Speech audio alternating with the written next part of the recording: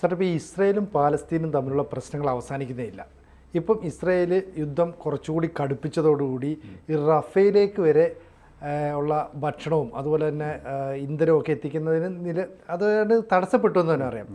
സാധാരണഗതിയിൽ ഇപ്പോൾ ഒരു രാജ്യം മറ്റു രാജ്യത്തെ ആക്രമിക്കുന്നു, പ്രശ്നങ്ങളുണ്ടാകുന്നു, ഒരു യുദ്ധത്തിനൊരു പരിസമാപ്തി ഉണ്ടാകുന്നു. ഈ ഇസ്രയേലും പാലസ്തീനും തമ്മിലുള്ള പ്രശ്നങ്ങൾക്ക് ഒരിക്കലും പരിസമാപ്തി ഇല്ലല്ലോ. കാലങ്ങൾക്ക് മുമ്പ് തുടങ്ങുന്നു, ഇപ്പോഴും തുടരുന്നു. എന്താണ് ഇതിൻ്റെ ഒരു അടിസ്ഥാനം? തോമസ് സാർ തന്നെ ഇതിൻ്റെ കുറച്ച് കാര്യങ്ങൾ നേരത്തെ വിശദീകരിച്ചാണ്. അപ്പോൾ അതിൻ്റെ ഒരു തുടർച്ച എന്ന നിലയിൽ പറഞ്ഞാൽ എന്താണ് അതിൻ്റെ ഒരു തുടക്കം? അതായത് ജൂതന്മാരും അതേപോലെ മുസ്ലിങ്ങളും ഒരുമിച്ച് ഒത്തൊരുമയോടെ കഴിഞ്ഞ ഒരു കാലഘട്ടം ഉണ്ടായിരുന്നു. ഒന്നാം കുരിശ് യുദ്ധത്തിൻ്റെ കാലത്ത് ക്രൂസൈഡ് 1 അല്ലെങ്കിൽ ഫസ്റ്റ് ക്രൂസൈഡിൻ്റെ സമയത്ത് ഈ ക്രൂസൈഡേഴ്സിനെ നേരിട്ടത് ജൂതന്മാരും മുസ്ലിങ്ങളും ഒരുമിച്ച് നേരിട്ട ചരിത്രമൊക്കെ ഉണ്ട്. അങ്ങനെ കുറേ കാലം അവർ യോജിച്ച് വലിയ പ്രശ്നമൊന്നുമില്ലാതെ പോയിട്ടുണ്ട്. പിന്നെ പല രാജവംശങ്ങൾ അവിടെ വന്ന് ഇവർ ആക്രമിച്ചൊക്കെ കീഴ്പ്പെടുത്തിയിട്ടുണ്ട് ഈ ഇസ്രായേൽ പലസ്തീൻ ഏരിയയൊക്കെ. അന്നൊന്നും വലിയ പ്രശ്നങ്ങളില്ലായിരുന്നു. പിന്നെ ഒരു സ്റ്റേബിൾ ആയിട്ടുള്ള ശരിക്കും ഭരണകൂടം വരുന്നത് ഓട്ടോമൻ എംപയറാണ്. അത് 1516 വരുന്നത്. അന്ന് തൊട്ട് ഓൾമോസ്റ്റ് ഫസ്റ്റ് വേൾഡ് വാർ വരെയുള്ള കാലഘട്ടം അവരങ്ങനെ സ്റ്റേബിളായിട്ട് ഭരിച്ചു നടന്നിരുന്നു. അപ്പോൾ ഈ ഓട്ടോമൻ എംപയറിൻ്റെ കാലത്ത് ജൂതന്മാർക്കൊരു പ്രൊവിഷൻ അവർ ചെയ്തു കൊടുത്തായിരുന്നു. കുറേ പേരൊക്കെ ഇവിടെ നിന്ന് ഓടി രക്ഷപ്പെട്ട് പല രാജ്യങ്ങളിലായിട്ട് ചെതറി നമ്മുടെ മട്ടാഞ്ചേരി വരെയൊക്കെ എത്തിയിട്ടുണ്ടല്ലോ. അപ്പോൾ ഇങ്ങനെ പോയിരിക്കുന്ന ജൂതന്മാർക്ക് വേണമെങ്കിൽ ഇവിടെ വന്നിട്ട് വേണമെങ്കിൽ ഭൂമി വാങ്ങിക്കണതിന് തടസ്സമൊന്നുമില്ല. ജൂതന്മാർക്ക് ഈ പറഞ്ഞ ഓട്ടോമൻ എംപയറിലുള്ള അന്ന് 1516 ഈ പാലസ്തീനും ഇസ്രായേലൊക്കെ പിരിക്കുന്ന ഈ സ്ഥലങ്ങളൊക്കെ അവരുടെ കീഴിൽ വന്നത്. അപ്പോൾ ജൂതന്മാർക്ക് സ്ഥലം വാങ്ങിക്കുന്നതിന് കുഴപ്പമില്ല, വേണ്ടി വന്നാൽ അവർക്ക് അവിടെ സ്ഥലം വാങ്ങിക്കാം എന്നുള്ളത്. അപ്പോൾ ഈ ഓട്ടോമൻ എംപയറിനാണെങ്കിൽ കുറച്ച് പണവും കിട്ടും, സ്ഥലം കുറേ കിടപ്പുണ്ട്, വേണമെങ്കിൽ വന്ന് താമസിച്ചോട്ടെ എന്നുള്ളൊരു പോളിസിയായിരുന്നു. അങ്ങനെ പലരും അവിടെ വന്ന് താമസിക്കാൻ തുടങ്ങി. ചിലരൊക്കെ കുറേ അധികം ഭൂമി വാങ്ങിക്കാൻ തുടങ്ങി, ചിലർ സ്വന്തം പേരിൽ വാങ്ങിക്കാൻ തുടങ്ങി, ചിലർ മറ്റുള്ളവർക്ക് വീണ്ടും വരാനായിട്ട്. അങ്ങനെ അവിടേക്കൊരു ജൂതന്മാർ തിരിച്ചങ്ങോട്ട് കുടിയേറുന്നൊരു സാഹചര്യം വന്നു. That was from 1516. ഈ ഓട്ടോമൻ എംപയറിൻ്റെ കാലത്താണ് അത് കൂടുതലായിട്ട് സംഭവിച്ചത്. അപ്പോൾ ആ സമയത്ത് തന്നെ അങ്ങനെ കുറേ നൂറ്റാണ്ടുകൾ കടന്നുപോയി. 1901 19ാം നൂറ്റാണ്ട് അവസാനിച്ച് 20ാം നൂറ്റാണ്ട് തുടങ്ങുന്ന സമയത്ത് തിയോഡോർ ഹെർസൽ എന്ന് പറയുന്ന ഒരു ജൂതൻ, അദ്ദേഹമാണ് സയനിസ്റ്റ് മൂവ്മെൻറ്റ് ആരംഭിച്ചത്. അപ്പോൾ ജൂതന്മാർ പല രാഷ്ട്രങ്ങളിൽ പോയെങ്കിലും അവർക്ക് പലയിടത്തും വളരെയധികം ആക്രമണങ്ങൾ നേരിടേണ്ടി വന്നു, പലതരം പ്രശ്നങ്ങൾ നേരിടേണ്ടി വന്നു. അപ്പോൾ അതുകൊണ്ട് ഈ തിയോഡോർ ഹെർസൽ എന്ന് പറയുന്ന സയനിസ്റ്റ് മൂവ്മെൻറ്റിൻ്റെ ലീഡർ അങ്ങേര് ഇവിടുത്തെ ഓട്ടോമൻ എംപയറിൻ്റെ രാജാവിൻ്റെ അടുത്ത് പോയി. അന്ന് ഭരിച്ചിരുന്ന ചക്രവർത്തിയുടെ പേര് അബ്ദുൽ ഹമീദ് ദി സെക്കൻഡ് എന്നായിരുന്നു. അബ്ദുൽ ഹമീദ് ആണെങ്കിൽ അന്ന് വളരെ കടത്തിൽ മുങ്ങിക്കിടക്കുകയാണ്. ഇടയ്ക്കിടയ്ക്ക് ഇങ്ങനെ യുദ്ധവും മറ്റ് പ്രശ്നങ്ങളൊക്കെ ഉണ്ടാവണതുകൊണ്ട് ഭയങ്കരമായിട്ട് കടത്തിൽ മുങ്ങിക്കിടക്കുകയാണ്. അപ്പോൾ ഈ സയനിസ്റ്റ് മൂവ്മെൻറ്റിൻ്റെ നേതാവായിരുന്ന തിയോഡോർ ഹെർസൽ എന്ന് പറയുന്ന വ്യക്തിയുടെ മനസ്സിലൊരു ഐഡിയ വന്നു. ഇവരൊക്കെ ജൂതന്മാരൊക്കെ പല രാജ്യങ്ങളിൽ ബിസിനസ് നടത്തി, ചതറി പോയടത്തൊക്കെ നന്നായിട്ട് ബിസിനസ് നടത്തി, നല്ല പണമുണ്ട് അവരുടെ കയ്യിൽ. അപ്പോൾ ഈ രാജാവിൻ്റെ അടുത്ത് അബ്ദുൽ ഹമീദ് സെക്കൻഡിൻ്റെ അടുത്ത് പോയിട്ട് അവിടെ നിന്ന് ഭൂമി മൊത്തത്തിൽ വാങ്ങിക്കാനായിട്ടുള്ളൊരു പ്ലാനിൽ ചെന്നു. അപ്പോൾ ഹെർസൽ പറഞ്ഞു, നിങ്ങൾക്ക് സാമ്പത്തിക ബുദ്ധിമുട്ടുള്ളത് നമുക്ക് രണ്ടു കൂട്ടർക്കും അറിയാം, കടത്തിൽ മുങ്ങി കിടക്കാണ്. അപ്പോൾ ഞങ്ങളൊരു കാര്യം ചെയ്യാം, we will give you $2 billion.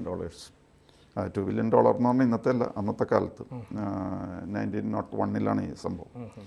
Abdul Hameed രാജാവിൻ്റെ അടുത്ത് എന്നിട്ട് പറഞ്ഞു, നിങ്ങൾ ഭൂമി ഇവിടെയുള്ളത് ഞങ്ങൾക്ക് ഇങ്ങോട്ട് വിട്ട് തന്നേക്ക്, ഞങ്ങളുടെ ആൾക്കാർ ഇവിടെ വന്ന് താമസിച്ചോളും, അതുകൊണ്ട് നിങ്ങൾ $2 billion എടുത്തോ, നിങ്ങൾക്ക് കൊടുത്തു തീർക്കാനുള്ള കടം ഇതോടുകൂടി തീർന്നും പോയിക്കോളും, നിങ്ങൾക്കും സൗകര്യമായി ഞങ്ങൾക്കും സൗകര്യമായി.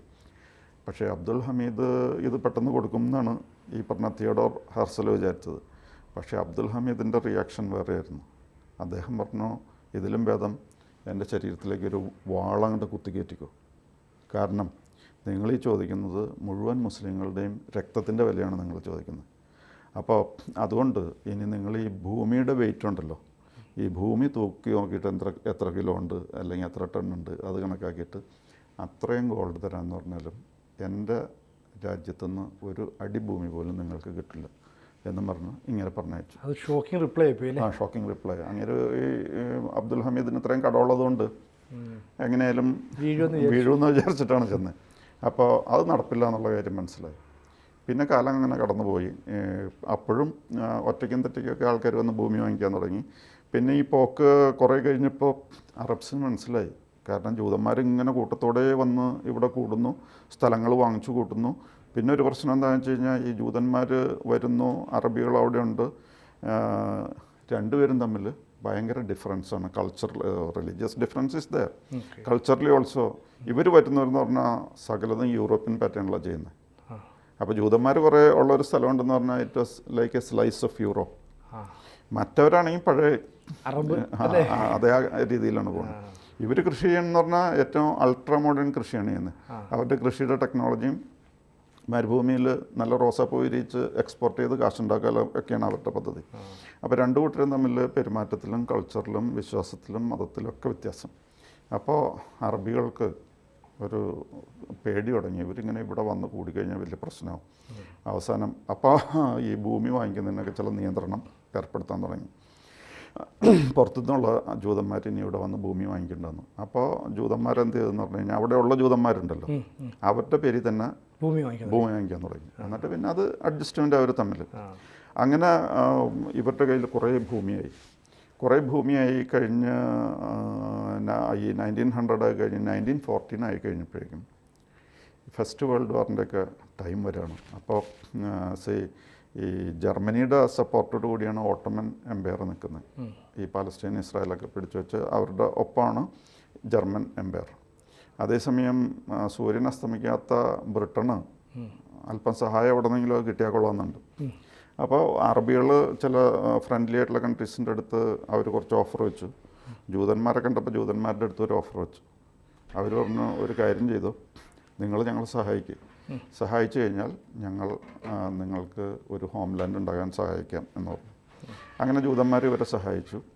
ജൂതന്മാർ സഹായിച്ചു കഴിഞ്ഞിട്ട് അവസാനം വന്നപ്പോൾ ബ്രിട്ടൻ തന്നെ ഇതിൽ ജയിച്ചു. അങ്ങനെ ഇപ്പോഴത്തെ ഈ ഇസ്രായേൽ, അതേപോലെ വെസ്റ്റ് ബാങ്ക്, ഗാസ അല്ലെങ്കിൽ പാലസ്തീനൊക്കെ ഉൾപ്പെടുന്ന പ്രദേശം ബ്രിട്ടീഷുകാരുടെ കയ്യിൽ വന്നു. ഓട്ടോമൻ എംപയർ തകർന്നു. വളരെ കാലം, അതായത് 1516 തൊട്ട് 2014 വരെ, അല്ലെങ്കിൽ ഫസ്റ്റ് വേൾഡ് വാറിൻ്റെയൊക്കെ ആ കാലഘട്ടം വരെ അവർ തുടർച്ചയായിട്ട് അവിടെ ഭരിച്ചതായിരുന്നു. പക്ഷേ യുദ്ധത്തിൽ ബ്രിട്ടനോട് തോറ്റു.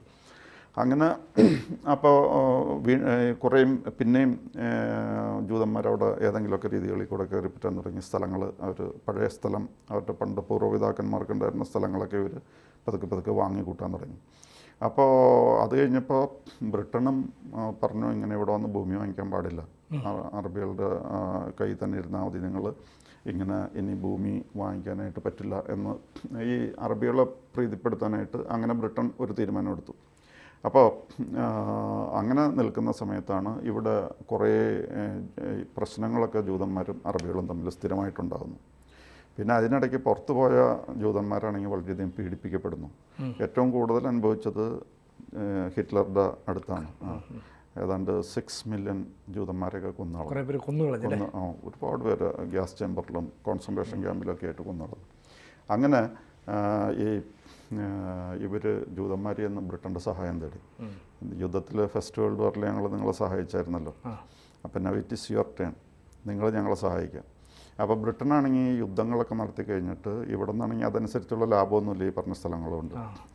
അപ്പോൾ ഇനിയിപ്പോൾ ഇവിടെ നിന്നുകൊണ്ട് കാര്യമില്ല. പല കോളനികളും അവർ ഒഴിഞ്ഞ്, ഇപ്പോൾ ഇന്ത്യയിൽ നിന്ന് ഒഴിഞ്ഞു പോയ പോലെ തന്നെ അവർ പലയിടത്തുനിന്നും ഒഴിഞ്ഞു പോകാനുള്ള തീരുമാനത്തിലേക്ക് എത്തി. അങ്ങനെ ഈ ജൂതന്മാരുടെ റിക്വസ്റ്റ് അവർ പരിഗണിച്ചു. എന്നിട്ട് പറഞ്ഞു, നിങ്ങൾക്ക് ഒരു ഭൂമി, ഹോംലാൻഡ് അത് ആവശ്യമാണ്, ന്യായമാണ്, ഞങ്ങളത് അംഗീകരിക്കുന്നു.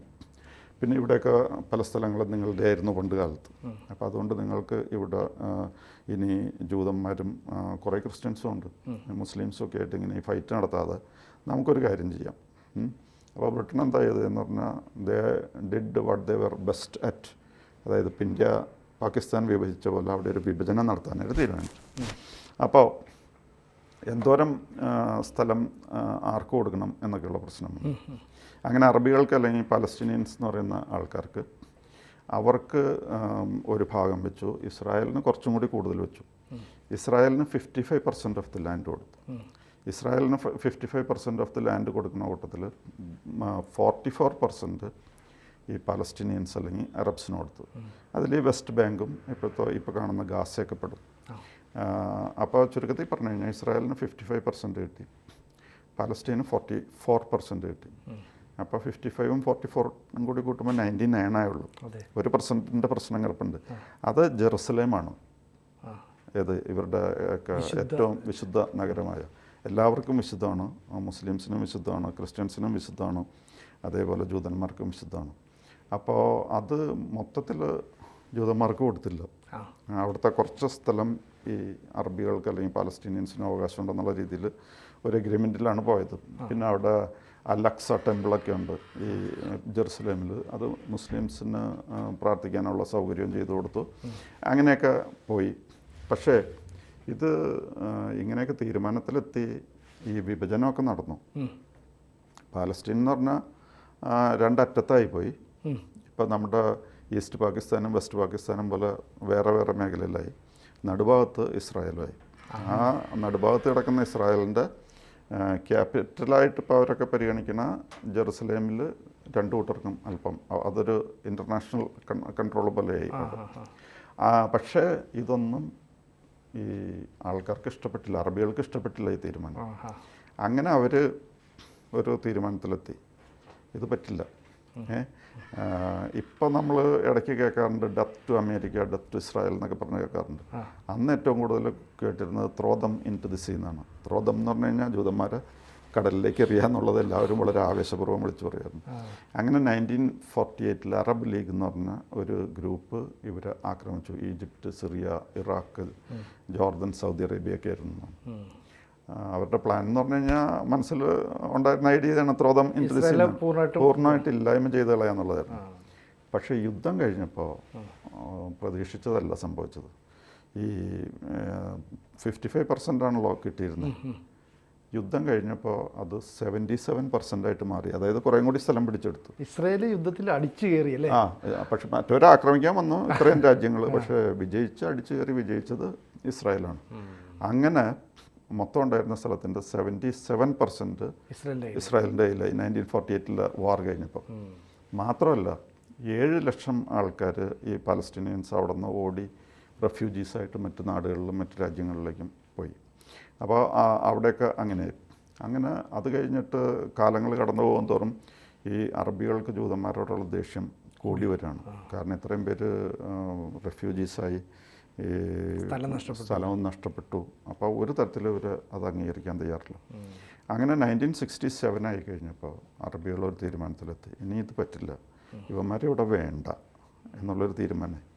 അങ്ങനെ ഈ അറബ് കൺട്രീസ്, ലീഡിങ് അറബ് കൺട്രീസൊക്കെ അവരുടെ എയർഫോഴ്സിനെയും ഫ്ലൈറ്റ്സിനെയൊക്കെ തയ്യാറാക്കി നിർത്തിയിട്ട് ഒന്നിച്ചടിച്ച് നിരപ്പാക്കാനായിരുന്നു പ്ലാൻ.